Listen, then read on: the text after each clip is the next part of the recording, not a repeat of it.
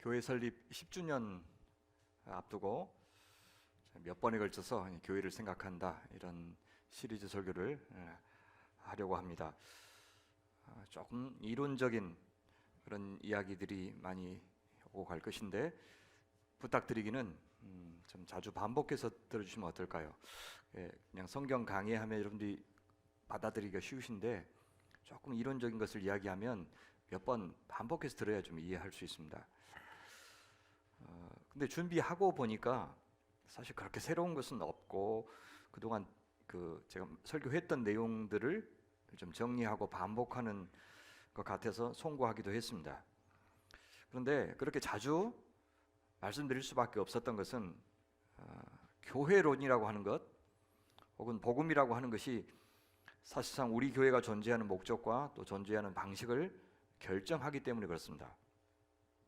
그러니까 복음과 교회를 어떻게 그 교회가 정의하느냐 하는 것은 사실상 그 교회가 어떤 공기 속에 살아가느냐라는 문제와 같습니다. 성도님들은 사실 별로 의식하지 않은 채 사시지만 이미 그것 안에서 그것을 의지하여 살고 계신 어떤 것, 그것이 복음이고 그것이 교회론입니다. 그러니까 이 교회가 생각하는 교회론을 우리 성도님들이 더 잘 아시면 아실수록, 그리고 그 가치에 잘 동의하실수록 아마 더 적극적으로 참여하고 싶으실 겁니다. 더 많이 하나님께서 행하시는 것을 보게 될 것이고 더 큰 유익을 얻으실 수 있습니다. 무엇보다 교회 리더십, 지도자들 사이에서는 이 교회론에 대한 합의를 이루는 것이 무척 중요합니다.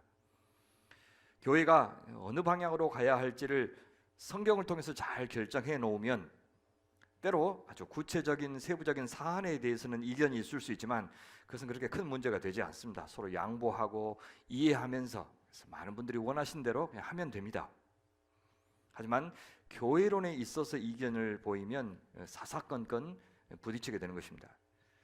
그래서 지도자들 사이에서는 교회가 왜 존재해야 되고 무엇을 위해서 존재해야 하는지 이것에 대해서 치열하게 공부도 하고 또 공유도 하고 서로 공감도 해야 합니다.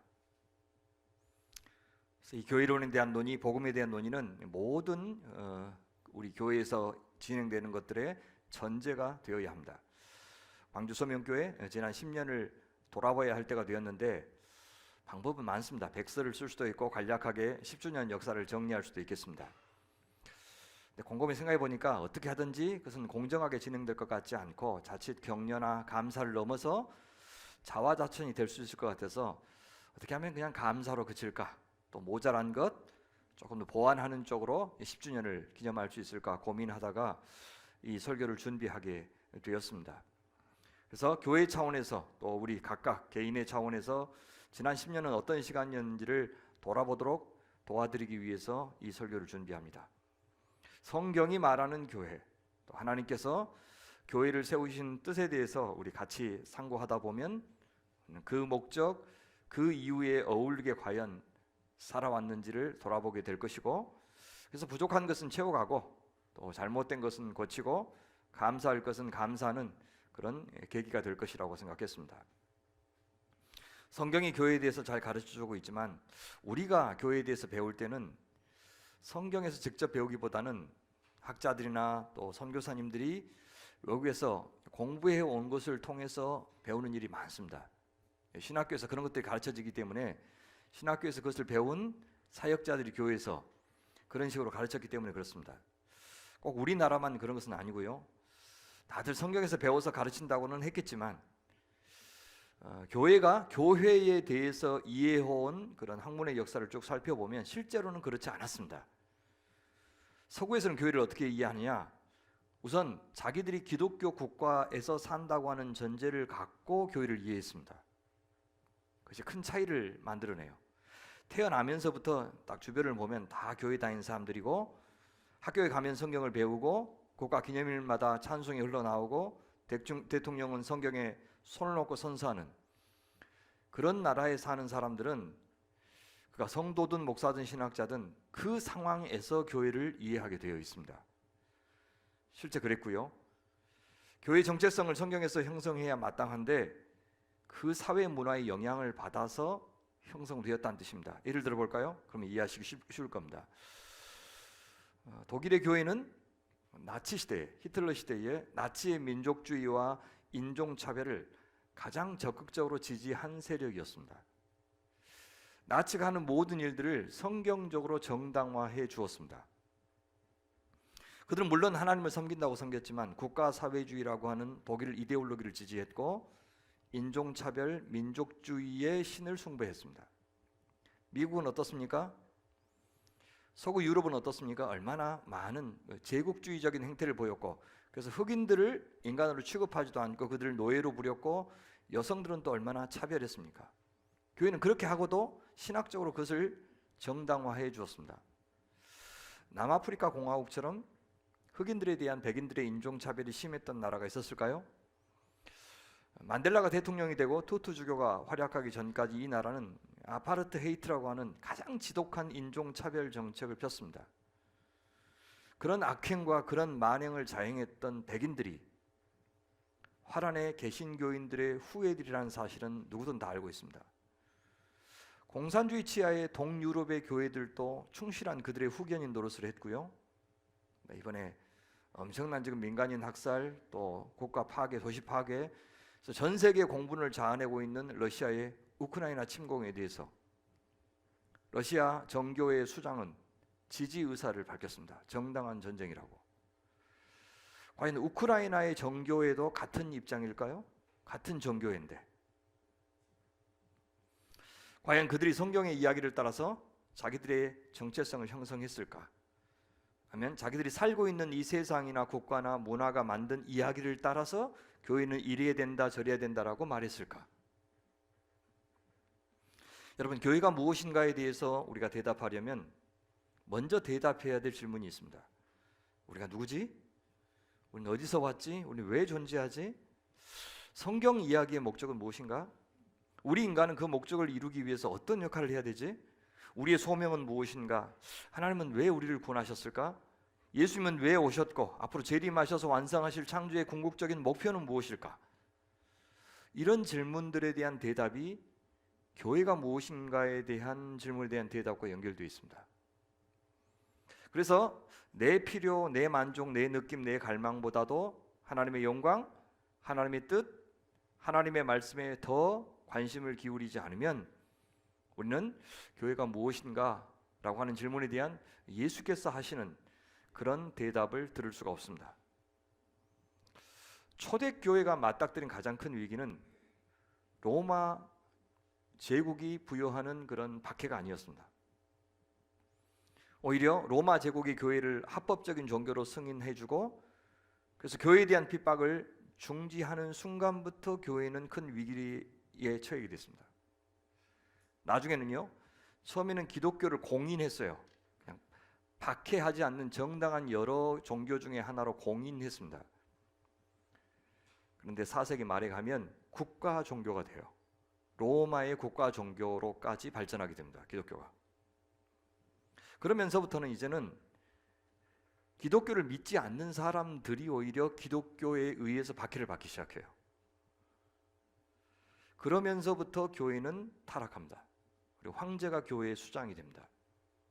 그로부터 성경이 예수님이 교회의 정체를 결정한 것이 아니라 세상이, 국가가, 황제가 교회의 정체를 결정하기 시작했습니다. 여러 종교 공의회가 열렸죠. 황제가 소집했습니다. 공의의 결과도 신학적인 토론을 통해서 결정된 것이 아니라 황제의 의중을 따라서 정치적으로 결정되었습니다.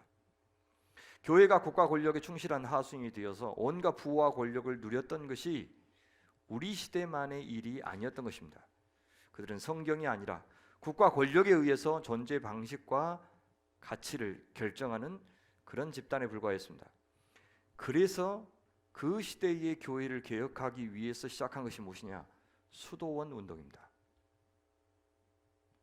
그 이전까지는 교회를 향한 박해 때문에 피해서 사막에서 혹은 굴 속에서 혹은 카타콤 그런 데 가서 교회가 끝까지 생명력을 보존하기 위해서 수도원 운동을 했다면 이때부터는 교회의 세속화를 피해서 교회의 생명력을 보존하기 위해서 수도원을 세우기 시작했습니다. 그래서 그 시대 참 교회는 제도 교회가 아니라 수도원이었습니다. 우리 시대도 저 눈에 보이는 제도교회, 합동이니 통합이니 합신이니 고신이니 하면서 서로 자기들이 장자교단이라고 주장하며 교세와 교회 건물과 정치인들과의 유착관계를 자랑하는 철없는 이들이 그때도 있었고 지금도 있습니다. 그러면서 자기들이 이 시대 하나님의 교회로서 대표성을 띈다고 거드름을 피우고 있습니다. 하나님은 과연 어떤 교회를, 어떤 공동체를, 어떤 성도와 목사를 자신의 참 교회로 인정하실까? 우리는 묻고 또 물어야 합니다. 교회가 크든 작든 어떤 교단에 속해 있든지 상관없이 저는 그 교회가 과연 성경의 이야기를 잇고 있는가, 아니면 세상의 이야기를 가지고 자기 정체성을 형성하고 있는가, 이것에 따라서 그 모습과 그 운명이 달라질 것이라고 생각합니다. 그래서 교회를 어떻게 정의하고 이해하는지, 그것은 골치 아픈 공부의 문제가 아닙니다. 그것은 교회가 또 성도가 살고 죽는 것을 결정하는 굉장히 중요한 문제입니다. 내가 주님이 기뻐하시지 않는 교회를 만들고 있으면서 나는 주님이 기뻐하시는 성도다, 나는 구원받는 하나님의 자녀다, 이렇게 말할 수는 없기 때문입니다. 엉터리 같은 목사 한 사람이 엉터리 같은 교회를 만드는 것이 아니고, 무지한 그리고 자기 욕망에 충실한 교인들이 같이 그런 엉터리 같은 교회를 만들고 있기 때문에 그렇습니다. 레슬리 뉴비긴이라고 하는 선교사이시기도 하고 학자이시기도 하고 목회자이시기도 했던 참 중요한 분이 계십니다. 사도 바울처럼 이 세 가지 역할을 다 잘하셨습니다. 인도에서 무려 40년 동안이나 선교사로 섬기시다가 은퇴하고 자기 고국 영국으로 돌아왔어요. 돌아와서 보니 너무 변해버린 자기의 조국을 보고서 큰 충격을 받았습니다. 40년이라는 시간 동안에 영국은 변해 있었습니다. 자신을 선교사로 파송했던 이 나라가 40년 만에 선교지가 되어 있다는 것을 보았기 때문입니다. 이 나라가 더 이상 기독교 국가가 아니라 완전히 이교 국가 중에 이교 국가가 되어 있는 것을 보았습니다. 이분의 이런 각성이 그 이후로 학교와 교계에 끼치는 영향은 실로 큽니다. 2018년에 영국에 집회하러 갔을 때 의도적으로 그분이 사역하셨던 버밍엄의 셀리 오크 대학과 윈슨 그린이라고 하는 곳에 가서 사역 현장을 직접 돌아보았습니다. 버밍엄은 이제 영국인들보다 비영국인들의 수가 더 많은 첫 번째 도시가 되었습니다. 그곳에서 그분은 목회를 하고 신학교를 하시면서 서구 사회가 이제 선교지가 되었다는 사실을 용기 있게 설파하셨습니다. 지금 이 경고를 듣지 않으면 서구 나라들에서 교회는 아예 사라질 것이라고 그때 엄히 경고했습니다. 벌써 한 30년 전에. 그리고 그 경고가 이제 현실이 되었습니다. 서구 사회는 이제 그리스도인이 실제 그리스도인이요, 교회 다닌 사람 말고 리얼 크리스찬이 5% 미만인 그런 세계가 되었기 때문에 그것을 미전도 종족이라고 합니다. 정기적으로 교회에 다니는 사람의 수가 5% 미만일 때 거기를 미전도 종족 그렇게 불러요. 아마존이 아니라 아프리카가 아니라 저 유럽 사회가 이제 미전도 종족이 되었습니다. 그들이 처음에는 비문명국이라고 얕잡아 보았던 아프리카, 아시아, 남미의 나라들, 물론 거기도 우상 숭배하고 있습니다. 토템에 빠져 있고 샤머니즘 우상에 사로잡혀 있었습니다.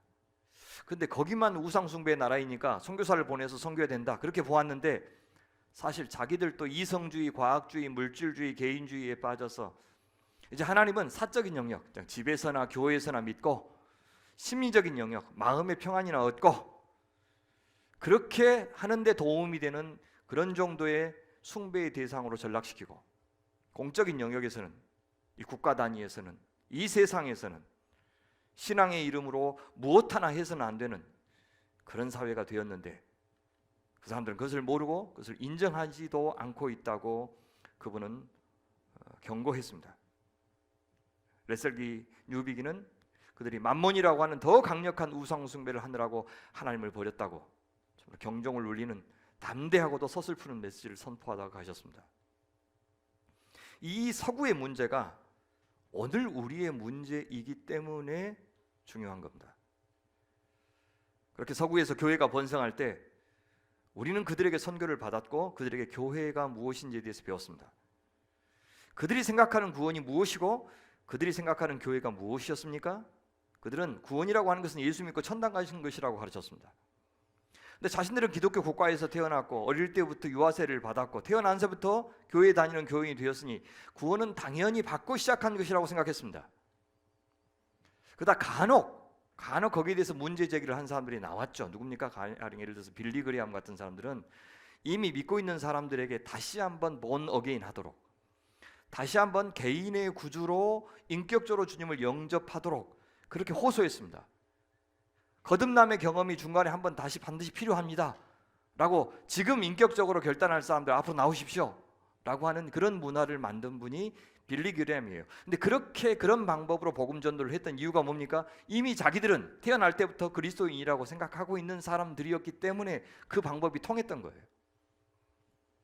선데이 크리스천 혹은 노미널 크리스천, 명목상의 그리스도인이라고 하는 말이 거기서 나온 겁니다.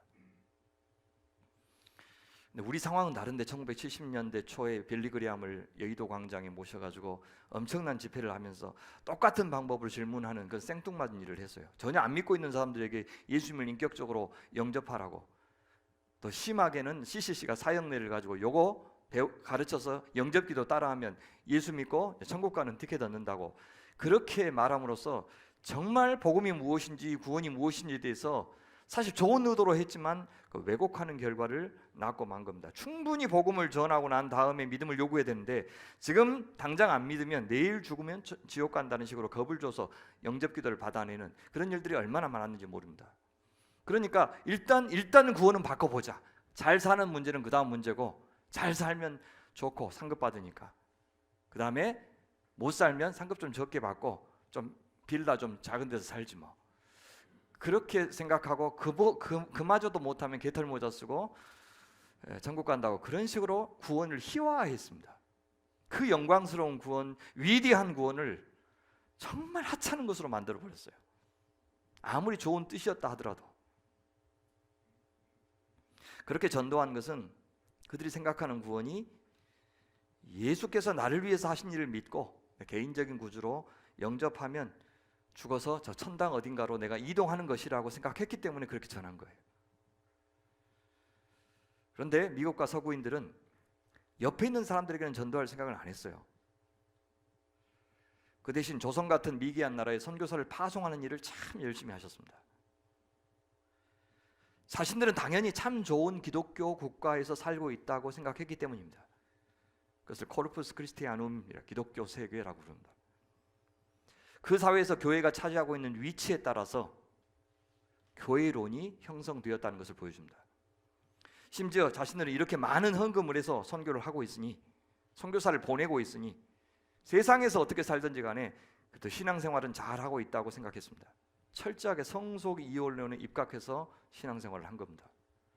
세상은 속되고 교회는 거룩하다는 생각, 세상은 언젠가 주님 오시면 다 망하고 없어질 것이니 너무 공들여서 변화시키려고 할 필요가 없고, 중요한 것은 주일에 교회에서 하는 영적인 일들이고, 주님은 그 삶을 갖고 우리를 평가하셔서 죽은 다음에 천국에서 보상하실 것이다. 그렇게 가르쳤어요.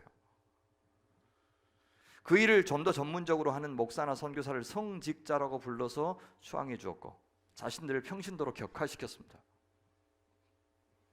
자신들은 좀 더 열정적으로 헌금을 하고 봉사를 해서 세상에서 지은 죄를 만회하려고 했습니다. 사실상 중세 말에 면죄부 혹은 면벌부 판매를 통해서 공로를 쌓으려고 했다는 생각과 조금 더 다르지 않습니다.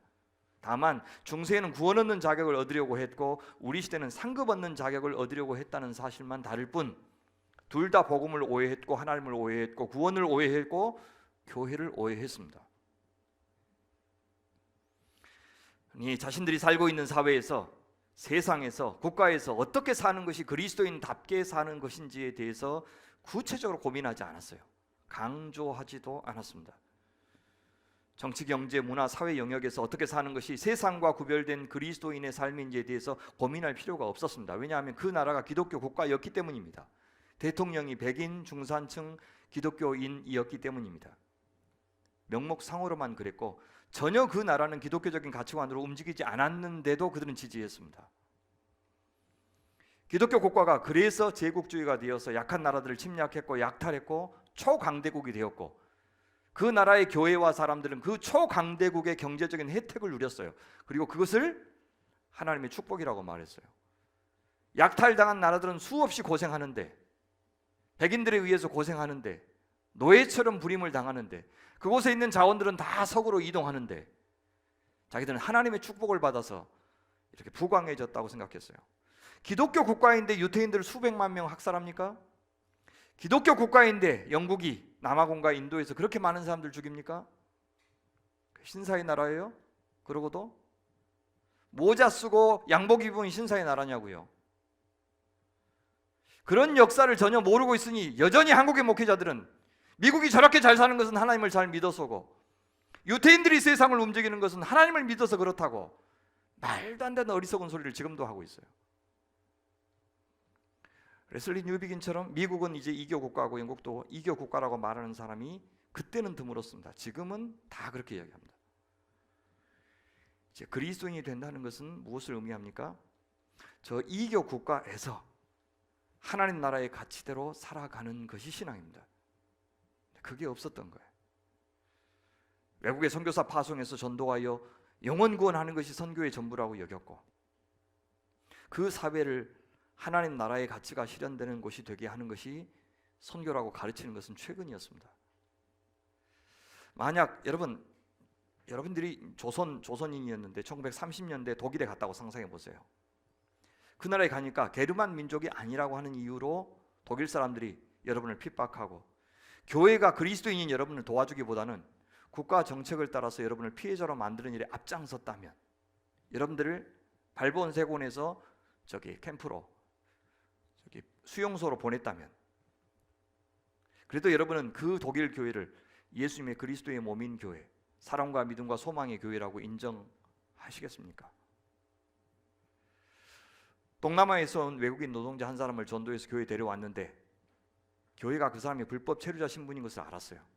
당장 당국에 고발해서 대한민국의 법이 공정이 바로 집행되도록 도왔다면 그 동남아 사람들은 앞으로 교회를 어떤 것으로 알게 될까요? 물론 그 불법 체류의 신분에 대해서는 그죠, 문제의 여지가 있지만 교회는 과연 어떻게 대하는 것이 이제 갓 교회에 나오기 시작한 무슬림에서 교회로 나오기 시작한 그 사람을 돕는 좋은 방법일까요? 교회를 세우신 주님의 본연의 목적을 상실한 교회, 소명을 상실한 교회는 이미 숨이 끊어진 교회입니다. 지금 제 눈에 보이는 조국의 교회는 간신히 인공호흡기를 달고 있는 정도의 형편입니다. 조금씩 수혈을 받아서 명맥을 유지하고 있는데 그 맥박이 너무나도 약하게 뛰고 있는 상태로 보입니다. 여러분, 보통 교회를 생각할 때요, 세 가지를 생각합니다. 하나는 뭐냐면 제도로서의 교회, 그 다음에 친교로서의 교회, 선교로서의 교회. 제도로서의 교회는 보통 하는 예배, 설교, 성례, 리더십, 교회 질서, 교회 구조, 거버넌스 그런 것들에 대한 것을 주로 다루는 것이 교회 제도로서의 교회론입니다.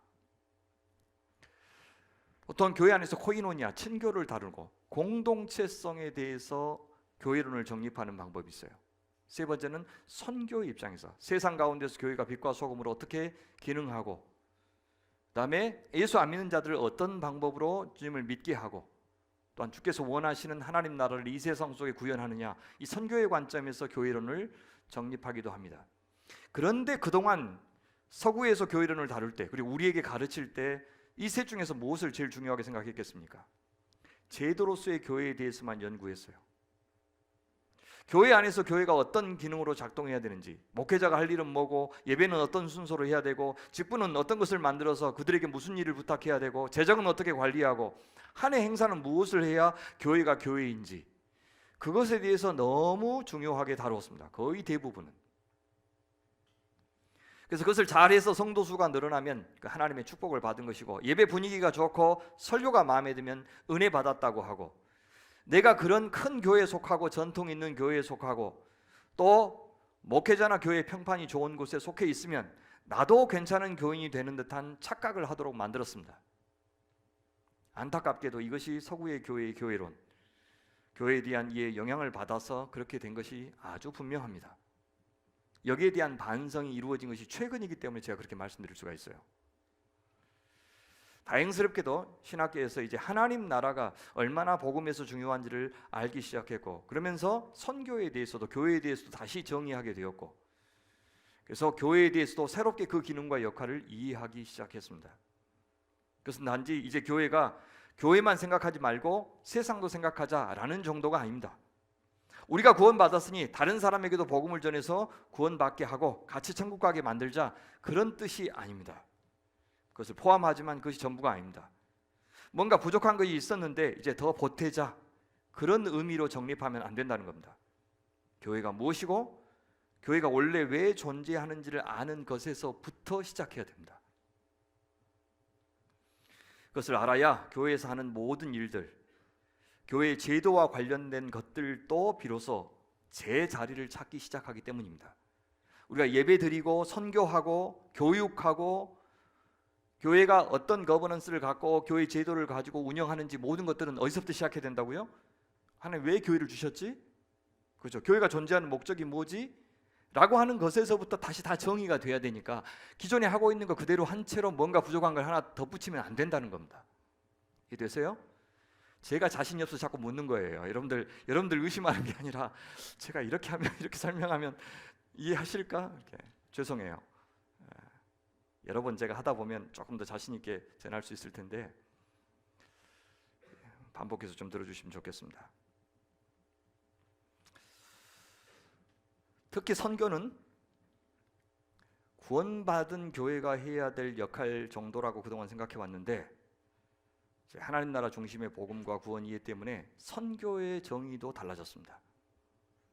한마디로 말하면 교회가 선교를 갖는 것이 아니라 반대로 그리스도의 선교가 혹은 하나님의 선교가 교회를 창조했다, 이렇게 다시 순서가 바뀌었습니다. 선교가 교회에서 나온 것이 아니고 선교로부터 교회가 나왔다. 교회는 하나님의 선교를 위해서 존재하고 그 선교 때문에 존재한다, 이렇게 말할 수 있어요. 설명해 드릴게요. 하나님께서 예수님을 이 세상에 파송하셨고 또 성령님을 파송하셨습니다. 그것이 하나님의 선교입니다. 예수님은 선교사죠. 그렇죠? 예수님은 선교사이십니다. 그리고 선교사를 또 사도들을 선교사로 파송하셨죠. 사도라는 말 자체가 보냄을 받은 자라는 뜻이잖아요. 예수님도 하나님의 보냄을 받은 선교사고, 성령님도, 보혜사 성령님도 선교사로 보내셨죠. 이것이 뭡니까? 우리를 향한, 우리 개인이 아니고 우리가 사는 온 세상, 하나님 당신께서 창조하신 온 세상을 당신의 나라로 만들기 위한 뭐예요? 하나님의 선교입니다. 그걸 미시오 데이 그렇게 불러요. 하나님의 선교 때문에 교회가 시작됐다는 말이 그 말이에요. 근데 왜 하나님이 교회를 선교하셨어요? 당신의 창조의 목적을 이루기 위해서. 하나님의 선교를 누구를 통해서 이루려고? 예수님, 성령님, 그리고 이제 교회를 통해서 이루시려고 교회를 만드셨어요. 그러면 교회가 왜 존재하지? 라고 했을 때는 하나님이 세상을 창조하신 그 목적, 하나님의 선교의 목적을 이루는 것입니다. 그렇게 대답해야 된다는 거예요. 이 세상 전체, 이 역사 전체가 하나님 나라가 되는 것이 하나님의 선교입니다.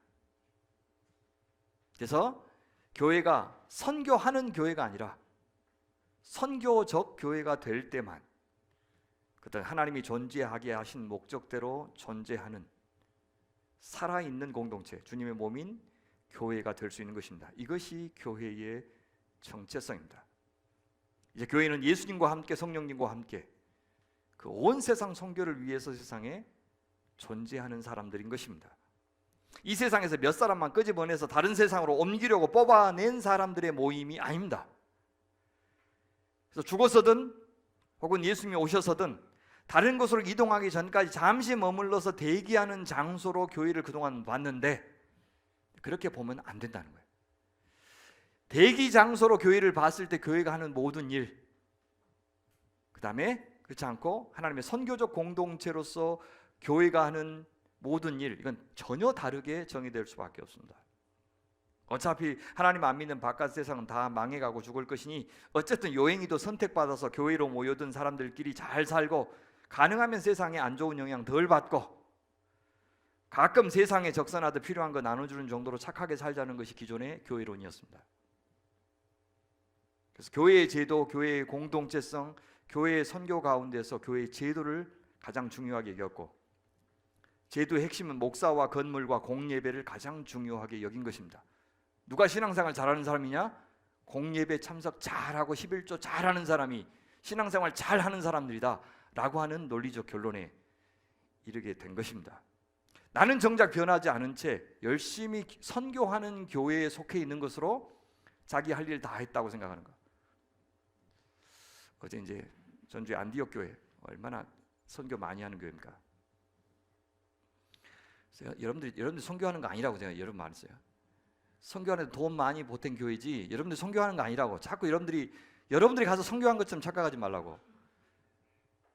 그래서 선교하는 교회 그렇게 하면 교회 안 된다고. 그래서 이번 새로 오신 분은 이제 바꾼대요. 교육하는 교회로 바꾼대요. 또 안 된다고 그러면 교회는 교회가 돼야 되지 왜 자꾸 선교하는 교회, 교육하는 교회 목표를 바꿔서 이것만 열심히 하고 그렇게 하면 안 돼요. 교회는 교회가 돼야 되는 거예요. 교회는 교회가 되면 성도들이 삶에서 어떤 분들은 선교사로 보내면서 어떤 분들은 학교에서 어떤 분들은 직장에서 어떤 것은 예배를 통해서 교회가 교회의 역할을 하면 선교적 교회가 되는 거예요. 그래서 내가 변하고 성도 한 사람 한 사람이 선교적 전조로 변하는 것이 중요한 거지 돈 모아서 선교사 파송하고 지지하고 선교사 오면 막 대접 잘하고 그렇게 하는 것이 우리가 하는 일이 아닌 겁니다. 그 일도 중요해요. 교회에서 예배 잘하고 공예배 잘하고 헌금 잘하고 하는 거 중요하다고요. 그거 안 되면 어떻게 다른 일을 하겠어요. 그렇지만 그렇게 한다고 내가 선교적 존재가 되는 것은 또 아니에요.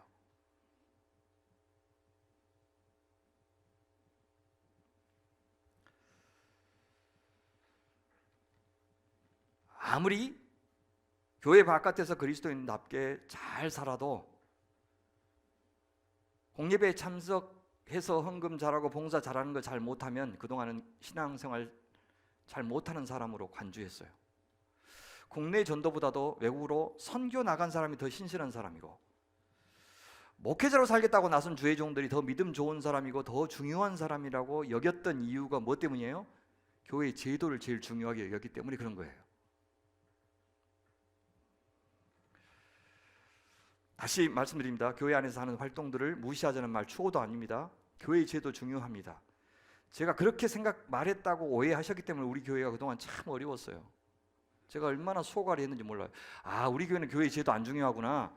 공예배 참석하는 것도 안 중요하고 헌금하는 것도 안 중요하구나. 제가 그렇게 말했다고 막 이야기해요. 또 성도들이 아니라고 해도 분명히 그렇게 말했는데 목사님 변했네요 그래요. 환장해요 진짜. 그래서 마음 놓고 자유를 누리면서 우리 목사님 자유 누리라고 그랬다고.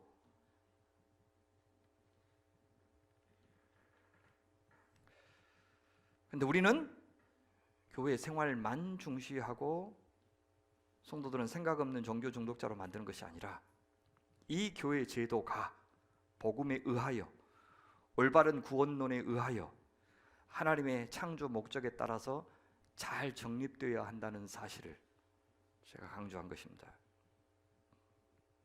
앞으로 더 자세히 살피겠지만 우리 그리스도인들은 이제 하나님의 선교의 대상인 이 세상, 이 우주, 이 국가를 어떻게 봐야 됩니까? 두 극단을 피해야 됩니다. 서구 교회들처럼 국가와 교회를 동일시하면 안 됩니다. 그 국가가 마치 지금 완전한 하나님 나라인 것처럼 생각해서 국가의 이익을 위해서만 기도하는 것은 교회가 할 일이 아닙니다. 왜 대한민국이 잘 돼야 되죠? 왜 다른 나라는 잘 되면 안 되고 대한민국이 잘 돼야 되냐고요. 그 이유에 대해서 설명해 보세요. 그리스도인이면 왜 하필 우리나라가 잘 돼야 되냐고요. 다른 나라는 우리나라가 잘 되는 동안에 힘들어하고 있는데. 오늘날 우리는 내가 지지했든지 그렇지 않든지 간에 새로 시작한 정부에 대해서 기도하는 것이 마땅합니다. 하지만 그것이 국익을 위한 기도가 되었으면 절대 안 됩니다. 대한민국이 강해야 되고 늘 이겨야 되는 이유는 없습니다. 우리가 경쟁하는 다른 나라는 우리한테 늘 져야 되고 우리나라 때문에 가난하고 고생해야 되는 이유는 전혀 없습니다. 그 나라의 그리스도인들도 그렇게 생각한다면 하나님은 누구의 국익을 위해서 일해 주셔야 됩니까? 누구의 기도를 들어주셔야 되냐고요. 우리는 세상에 대해서 두 가지 입장을 동시에 취해야 됩니다. 하나는 반립관계, 하나는 연대관계. 반립관계라고 하는 것은 개기는 관계라는 뜻입니다. 연대관계라고 하는 것은 지지하고 응원하는 관계, 그런 뜻입니다. 그들을 명백하게 반대하면서도 그들과 연대하는 것이 우리의 역할입니다. 만약에 반대만 한다면 우리는 교회주의에 빠지고 신성화의 오리에 빠집니다. 우리가 제일 신성하다, 우리만 옳다. 그래서 고립돼요. 세상과의 연대, 세상의 문제에 전혀 신경 쓰지 않고 골방에서 기도만 하고 그 세상이 하나님 나라의 가치로 좋아지기를 위해서 애쓰지 않는다면, 다만 악한 세상으로부터 방어방만 치고 우리만 거룩하게 살자고 한다면 이런 오류에 빠질 수가 있습니다. 다른 한편으로 세상과 연대하기만 하면 세상성 혹은 세속화라고 하는 오류에 빠질 수가 있습니다. 세상과 교회 사이에 어떤 차이도 느끼지 못할 것입니다. 대선을 앞두고 과연 조국의 교회는 세상과 어떻게 달랐습니까? 부동산 문제, 남북 문제, 환경 문제에 대해서 우리는 세상과 어떻게 달랐습니까? 그들이 둘 중 하나를 선택하라고 요구했을 때 교회는 어떤 기준을 제시했습니까? 이 세상을 상대할 때 교회는 예와 아니요, 물러남과 나아감, 찬성과 반대 둘 다 필요합니다. 교회가 나아가고 멈추는 것을 결정하는 것이 절대 이 세상이 되어서는 안 됩니다. 세상의 문화, 세상의 트렌드, 그것에 따라서 결정해서는 안 됩니다. 성경의 이야기, 하나님 나라의 이야기, 예수 그리스도의 통치, 그것이 기준이 되어야 합니다. 교회는 하나님의 명령과 초청에 따라서 하나님이 구속사에서 하시는 일에 참여하는 것에서 우리의 정체성을 찾아야 한다는 뜻입니다. 그래서 이 교회가 잘하고 있는지 못하고 있는지를 판단할 때 무엇에 따라서요? 하나님이 세상을 창조하신 목적에 따라서, 하나님께서 이스라엘을 역사상 선택하신 목적에 따라서, 예수님을 보내신 목적에 따라서, 또 예수님을 세상에 다시 보내실 그 목적에 부합하는가 그렇지 않은가를 따라서 우리 교회를 판단해야 합니다. 그것은 한마디로 복음을 따라서 교회는 규정되어야 한다라는 뜻입니다. 세상과 역사를 향한 하나님의 계획이 드디어 이루어지기 시작했다라는 좋은 소식이 복음입니다. 그 계획은 이 세상과 역사에 하나님 나라를 세우는 것입니다. 예수님이 왕으로 통치하시는 그 세상을 만드는 것이 목적입니다. 그 일은 예수님이 재림하실 때 완전히 이루어지겠지만 이미 그 일에 예수님의 십자가와 부활과 승천과 성령의 오심으로 시작되었다는 소식이 바로 복음입니다. 구약이 기다리던 그 종말이 이미 시작되었다는 소식이 좋은 소식입니다. 그 복음은 시대를 바꾸고 세상을 바꾸는 소식입니다. 예수님이 영접한 한 개인 나만을 바꾸는 문제가 아니라는 겁니다. 그러니 그 구원받은 개인들의 모임인 교회는 새로운 사회 공동체입니다. 교회는 단순히 천국 가기 전에 잠깐 모여있는 대기실이 아닙니다. 대기실, 대합실 모습을 한번 떠올려 보세요. 물론 서로 인사도 하고 뭐 그럴 때도 있지만 거의 그냥 고립되어 있습니다. 개인에 머뭅니다. 각자 자기가 탈 버스나 기차를 기다리다가 기차가 오면 하나 둘씩 대합실에 빠져나갑니다. 다 자기 갈 길 갑니다. 교회가 점점 그런 대합실, 그것도 사람들이 너무 많이 모인 대합실 같이 느껴집니다. 다 각자 자기 목표가 있고 자기 갈망이 있고 그 갈망을 위해서 이 공간이 잠시 필요한 그런 사람들의 모임, 알갱이 같은 모임. 어쩌다 친절한 사람 하나 있으면 눈 인사도 하고 먹을 거 나눠주기도 하고 같이 기다리는 시간이 길어지면 어디 가시냐, 애들은 며칠이나 두었냐 하면서 이야기를 나누기도 하는 대합실 같은 곳이 교회. 하지만 대합실은 대합실입니다. 교회는 바로 그런 대합실에 머물러서는 안 됩니다. 교회는 가족이고 한 몸, 유기적인 공동체고, 그래서 얼마나 나를 개방하고 상대방을 수용하는지가 그 교회를 결정하고 나를 결정하는 곳. 그건 생명을 나누는 일이기 때문입니다. 관계의 질에 따라서 생명의 질이 달라지고 그 말은 하나님께 받는 복의 질이 달라진다는 뜻입니다. 그 복을 성경은 안식이라고 말하고 샬롬이라고 말합니다. 인간이 하나님의 형상대로 지음받아 그 역할을 잘 감당할 때 궁극에 찾아오는 것이 안식이라고 했던 그 안식이 바로 구원입니다. 우리가 만약 정말로 복음을 믿는다면 또 믿고 있는 만큼 우리는 다른 사람이 되어갈 겁니다.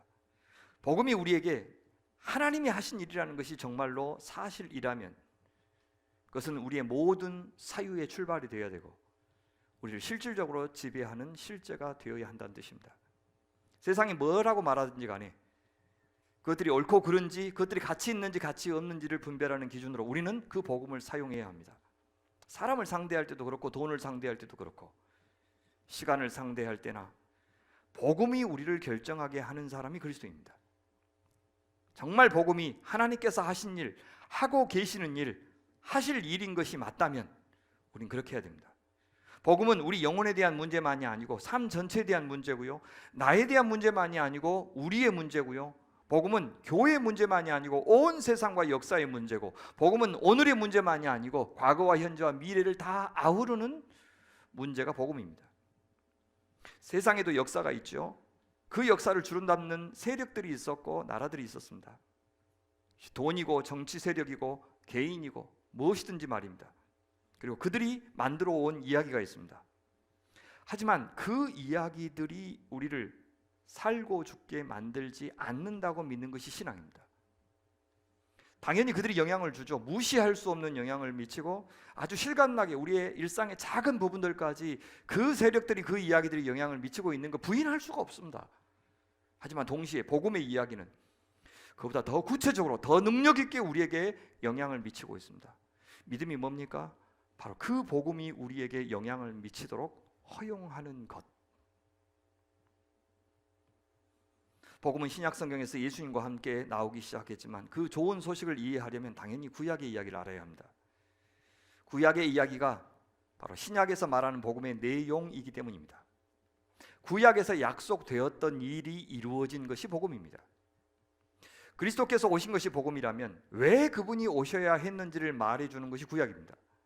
신약은 그 약속, 그 하나님 나라가 왔다는 소식, 그 나라가 완성될 것이라는 소식을 우리에게 들려주고 있습니다. 예수께서 전하신 하나님의 복음은 뭡니까? 때가 찼고 하나님의 나라가 가까이 왔다 라고 하는 것입니다.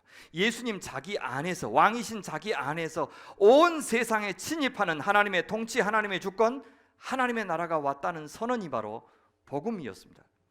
우리 하나님의 우주적인 통치, 그것이 바로 창조의 목표고 목적이었습니다. 우리 한 개인이 예수 믿어서 천당 어딘가로 이동하는 것, 그것을 복음이라고 이야기하지 않습니다. 그 목표를 망가뜨려 온 인류의 역사가 있었는데 그 창조의 목표를 드디어 완성하기 위해서 예수께서 오셨다는 소식이 복음입니다.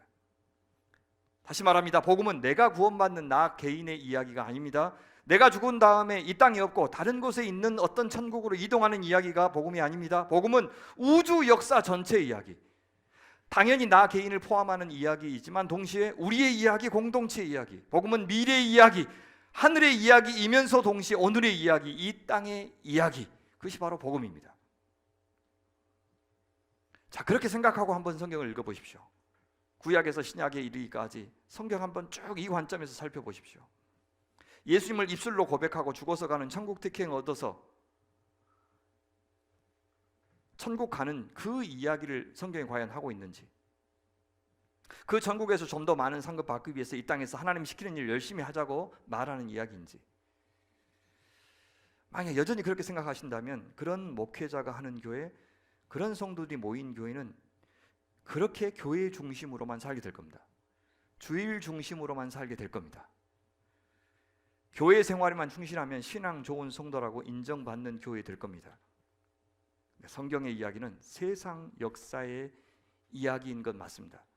모든 곳에서 벌어지는 모든 세상 이야기를 다 기록하고 있지는 않습니다. 세상 역사는 승자의 역사, 제국의 역사만을 기록하죠. 하지만 성경은 그 세상의 역사를 말하고 있으면서 동시에 하나님의 창조의 목적, 창조의 의도, 그것을 그 세상 역사, 일반 역사 속에서 어떻게 이루어가고 계시는지를 중심으로 기록하고 있습니다.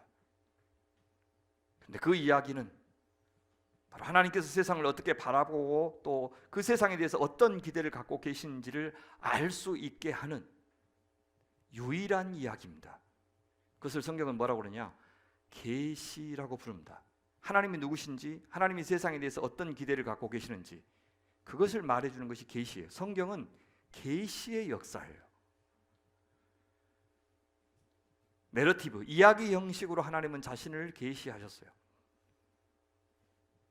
우리가 아무리 역사학계에서 최고의 권위를 가졌다 하더라도, 그래서 특정 사관으로 세상의 역사를 분석하는 눈을 가졌다 하더라도 이 역사에 대한 진정한 가치 판단은 이 역사를 창조하시고 이 역사 속에서 당신의 창조의 목적을 이루어 가신 우리 하나님의 눈을 따라서, 관점을 따라서 역사를 해석할 줄 모른다면 그는 사실 아무것도 모르는 것입니다.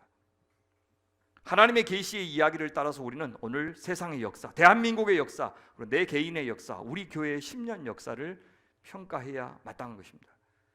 우리 교회를 평가하면서 개척한 지 10년 되었는데 저 30명도 안 모이는 저 교회와 비교할 때 야, 이만하면 참 많이 모이고 잘된 교회 아닌가, 그렇게 판단해서는 안 됩니다. 10년 안에 대형 교회로 발돋움한 어떤 교회와 비교해서 박 목사 뭔가 대단한 교회 이룰 줄 알았는데 별거 없네, 이렇게 판단해서도 안 되는 것입니다. 그것은 성경이, 계시의 이야기가, 구속의 이야기가, 하나님 나라 이야기가 세상을 판단하는 방식, 우리 교회를 판단하는 방식이 전혀 아니기 때문입니다. 신앙은 성경의 이야기가 하나님의 이야기고, 이 이야기가 인간의 삶, 우주 모두에게 유일하고 참된 이야기라고 믿는 것, 그것이 신앙입니다. 거기서부터 시작돼요. 예수 그리스도께서 중심인 이야기에서 궁극의 진리를 발견하는 것이 신앙이에요. 우리 앞에 전개되고 있는 이 역사는 하나님께서 우리를 사랑하시는 역사고, 당신의 창조의 본래 의도를 따라서 이 세상을 하나님 나라로 회복하시고 구속하시는 이야기라고 믿는 것이 신앙이에요. 우리 눈앞에서 전개되는 미국과 중국과 러시아가 지배하고 대기업들이 지배하고 있는 이 세상을 바로 보는 온전한 안경은 이 성경이 기록하는 이 역사다라고 믿는 것이 신앙이라는 거예요. 그래서 그 이야기 안에서 내 역할, 내 배역이 무엇인지를 알고 그 이야기에 참여하는 것이 신앙입니다. 그것을 소명이라고 불러요. 그 소명을 알고 그 소명을 이루는 것이 신앙입니다. 광주 소명교회에 참여하여 남들이 그렇게 신앙생활 하는 것을 구경하는 것이 신앙이 아니고, 같이 함께 이 교회를 향한 주님의 뜻을 이루어가는 것이 신앙입니다. 교회 제도로서의 교회로만 이야기한다면 여기 몸담아서 그래도 내 역할은 헌금이다, 내 역할은 공예배 참석이다 하면서 최소한의 도리만 다 하면서 내 할 일 다 했다라고 생각했을 때 그 사람이 그리스도인이 아닌지 저는 판단할 수가 없어요. 이 교회를 향한 소명이 무엇인지를 같이 묻고 같이 고민하면서 그 속에서 내 역할과 배역을 고민하지 않는 사람이 그리스도인지 아닌지에 대해서는 저는 판단할 수 없다고요. 왜 하나님은 이야기를 통해서 자신을 계시하셨습니까? 이야기라고 하는 방식, 역사라는 방식을 통해서 자신을 계시하신 이유가 뭐겠습니까? 여러분이 저를 이력서 한 장 보고 파악할 수 없습니다. 제가 살아온 이야기를 들으면 훨씬 더 잘 이해하실 수 있죠. 성경은 그렇게 하나님의 자기 계시, 이야기를 통한 자기 계시입니다. 그 이야기를 들으면 우리 하나님이 어떤 분일까? 어떻게 일하셨지? 얼마나 크신 능력 있는 분인가? 사람은 어떻게 상대하셨지? 어떻게 의인과 악인을 상대하셨지? 라고 하는 사실을 알게 됩니다.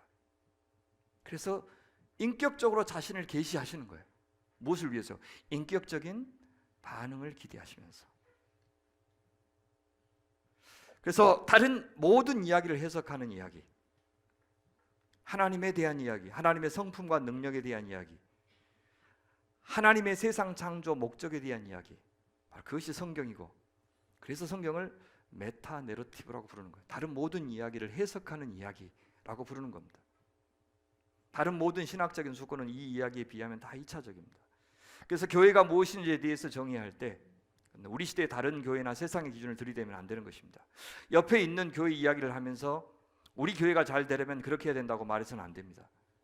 목사님한테 다른 교회 담임 목사님들 이야기하면서 그렇게 하라고 말해서는 안 되고, 장로님들에게 다른 교회 장로님들 이야기하면서 본받으라고 말해서는 안 됩니다. 그런 다른 교회 이야기들이 우리 교회가 따라야 할 메타 내러티브가 아니고 하나님의 이야기, 성경이 바로 우리가 따라야 할 이야기입니다. 그 이야기의 핵심은 예수님이 이 땅에서 존재하는 방식이 바로 그리스도의 몸인 교회, 광주 소명교회가 존재하는 방식이고 따라야 할 이야기다라고 하는 것입니다. 다시 한번 우리 같이 고백해 볼까요? 성경은 보편 역사다. 한 번 더요. 성경은 보편 역사다. 바로 그럽니다. 성경은 믿는 우리한테만 해당되는 이야기가 아니고 온 세상 모든 사람들에게 다 해당되는 이야기고 역사라고 믿는 것. 성경이 말하는 하나님께서 이 세상을 창조하신 바로 그분이고 이 세상을 주관하신 바로 그분이라고 믿는 것. 창조부터 완성에 이르기까지 창조 세계 안에 존재한 모든 인류, 존재하고 있는 모든 인류, 앞으로 존재하게 된 모든 인류를 다 포괄하는 역사가 바로 성경의 이야기다 라고 믿는 데서부터 교회 이론은 시작돼야 된다는 거예요.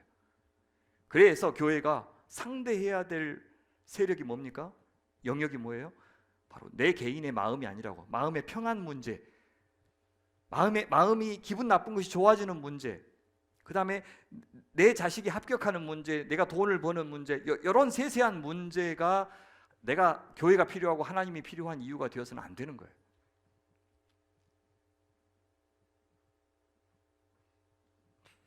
우리는 이 성경이 개인적인 이야기, 교회만의 이야기, 내적인 이야기만이 아니라 공적인 영역에서도 정치, 경제, 문화, 예술, 사회, 교육, 환경, 국방 모든 영역에서도 그들에게, 세상에게 그 가치를 정해줄 수 있는 유일한 이야기라고 믿어야 합니다. 비록 우리가 이 세상에 비해서 약하고 부족하여 대놓고 이야기할 수 없고 우리가 바라는 대로 정책을 다 펼 수도 없고 계획을 이루어낼 수도 없겠지만, 그래서 그 과정에서 많은 기다림도 필요하고 지혜도 필요하고 고난도 필요하지만, 그래도 우리는 이 성경의 이야기가 참 이야기고 참 틀이고 참 기준이라고 믿으면서 살아야 합니다. 교회 안에서만, 예배 시간에만, 믿는 사람들끼리만 고백하고 끝날 문제가 아니라 그 고백을 가정에서, 마을에서, 직장에서, 또 우리가 투표할 때, 우리가 뭔가를 소비할 때 반드시 적용해 나가야 합니다.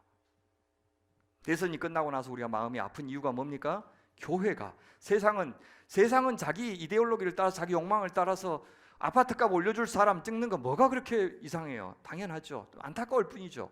교회마저도 성경이, 하나님 나라의 가치가 그 결정 기준이 되지 않는 것 때문에 힘든 거예요. 그리고 교회가 세상 앞에 그런 좋은 기준에 대해서 전혀 제시해 주지 못하고 너나 잘해라 라고 하는 소리를 듣게 되니 안타까운 겁니다. 교회는 바로 그 삶을 살아내도록 존재하는 것, 그 삶의 원리인 성경을 잘 가르쳐주고 세상을 해석해주고 세상에서 이 원리가 구현될 수 있는 방식을 상상하도록 같이 도와주고 세상에서 고난당하는 이들을 붙들어 일으켜 세워주는 것이 바로 교회여야 합니다. 당연히 성경의 역사, 성경의 이야기는 세상의 이야기와 충돌하게 됩니다. 세상은 진보를 말하고 발전을 말합니다. 그들은 신을 배제한 채 오직 인간 중심주의를 말합니다. 그래서 겉으로는 대단히 인간의 인권을 존중하는 것 같고 실제로 그렇게 보장해주고 지켜주는 자유가 있지만, 인간의 권리가, 그들이 그렇게 지켰던 자유가, 인간의 권리가 그들 자신을 파괴할 수도 있다는 사실을 모르고 있는 것 같습니다. 그들은 지금 기독교를 마음껏 조롱하고 있습니다. 생명이 되는 이 보편 진리를 그들은 윤리나 도덕 수준으로 격화시키고 있습니다. 절대 공적인 영역에서 신앙의 이름으로 뭔가를 주장하면 안 되게 만들었습니다. 물론 아직까지도 우리나라에서는 수상소감을 말할 때 하나님께 영광을 돌립니다 라고 말하는 신앙인들이 있지만, 점점 그런 사람들에게 불편함을 느끼는 시대가 되어가고 있습니다. 그런 말은 교회에서 해야 해야지 왜 저기 앞에서 해, 그렇게 생각하는 것이죠. 만약에 어떤 지역 정신이 이번에 선거에 나와서 예수 믿는 신앙 양심으로 의원직에 충실하겠습니다 라고 말한다면 그는 나는 당선되고 싶지 않습니다, 그런 뜻으로 아마 받아들일 수도 있어요. 하지만 교회는 그렇게 노골적으로 말해야 된다는 뜻이 아니고, 공적 영역에서 성경의 가치가 구현되는 것을 내 삶의 목표로 삼는 것이 당연해야 된다는 뜻입니다. 그리스도인들은, 교회는 그리스도인들이 무슨 일을 하든지 간에 이 성경의 이야기를, 자기 세계관을, 이 성경적인 세계관을 자기 전제로 갖고 살도록 도와주는 곳이어야 합니다. 세상 문화와의 대결을, 세상 이야기와의 대결을 두려워하지 않는 곳. 그래서 저희 교회에서 인문학 독서 모임도 하는 것입니다. 시대를 알고 세상을 알고 인간을 알기 위해서. 나를 알아야 하나님을 잘 믿을 수 있고 그래야 다른 사람들도 제대로 사랑할 수 있기 때문입니다. 말씀을 오늘 읽어주신 본문을 토대로 정리하겠습니다. 하나님께서는 이 세상을 창조하시고 그 피조 세계 속에 우리 인간을 두셨는데 그 인간을 당신의 형상대로 창조하셨다고 말씀하셨습니다. 당신의 형상대로 창조하셨다는 말은 이 세상을 창조하면서 하나님께서 이루시고자 하는 의도를 누구를 통해서요? 이 형상이 인간을 통해서 이루시겠다라고 하는 의지를 표명하신 겁니다. 그런데 하나님께서 우리의 형상대로 인간을 만드셨다는 말씀을 두 번 하셔요. 한 번 하실 때는 이렇게 말씀하셔요. 우리 한번 읽어볼까요? 이 말씀 시작. 우리의 형상을 따라 우리의 모양대로 우리가 사람을 만들고 그들로 바다의 물고기와 하늘의 새와 가축과 온 땅과 땅에 기는 모든 것을 다스리게 하자 그렇게 말씀하셨죠. 또 한번 하나님이 그들에게 복을 주시며 하나님이 그들에게 이르시되 생육하고 번성하여 땅에 충만하라 땅을 정복하라 바다의 물고기와 하늘의 새와 땅에 움직이는 모든 생물을 다스리라 이런 명령을 하셨어요.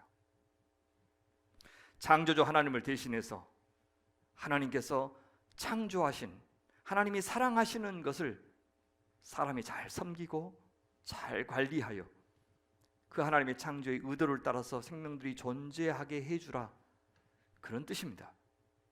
하나님이 사랑하듯 사랑하고 하나님의 것인 줄 알고 관리하라. 내 것이라고 내 마음대로 쓰지 말고 자기가 주인인 것처럼 행세해서는 안 되고 자기 마음대로 자기 뜻대로 이 생명 부리고 사용해서는 안 된다는 뜻입니다.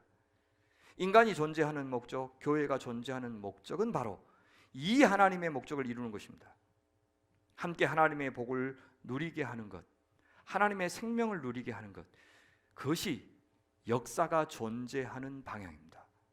둘째, 하나님은 인간을 남자와 여자로 창조하신 것을 자기 형상을 땅에서 창조하셨다 그렇게 말씀하시죠.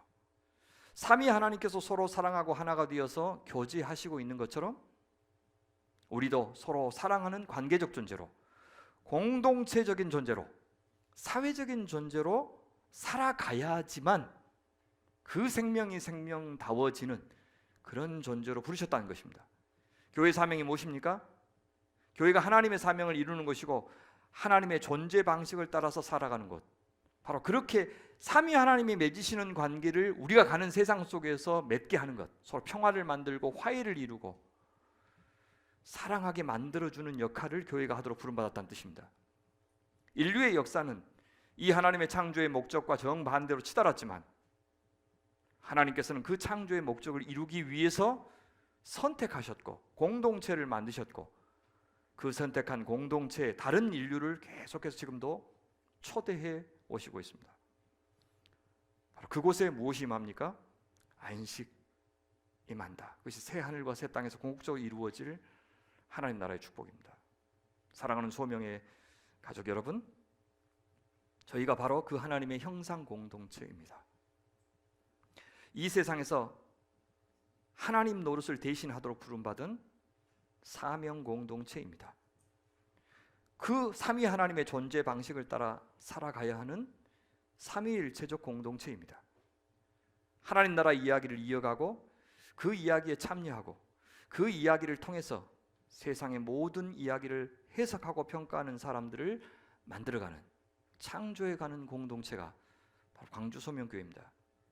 우리의 지난 10년이 그런 시간이었는지를 한 주간 이 말씀 좀 반복하여 들으시면서 돌아보시고 다음 10년 이 부르심에 합당한 소명이 되려면 나는 어떤 배역, 어떤 역할로 이 교회에 참여해야 될까 고민하시는 저희가 되기를 바랍니다. 같이 기도하겠습니다. 하나님 아버지 감사합니다. 주의 은혜로 함께 오신 지난 10년 저희가 과연 하나님이 저희를 부르시고 또 당신의 몸인 공동체로 만드신 뜻을 따라 존재했는지를 깊이 상고하여 이제후로는 하나님이 가신 곳에 저희도 가고 하나님이 바라보시는 그곳에 저희들의 시선도 머물러서 오직 하나님 당신의 영광만을 드러내는 공동체 되게 하여 주옵소서. 하나님 당신의 형상을 본받는 하나님의 사람들로 창조하여 주시옵소서. 예수님의 이름으로 기도하옵나이다. 아멘.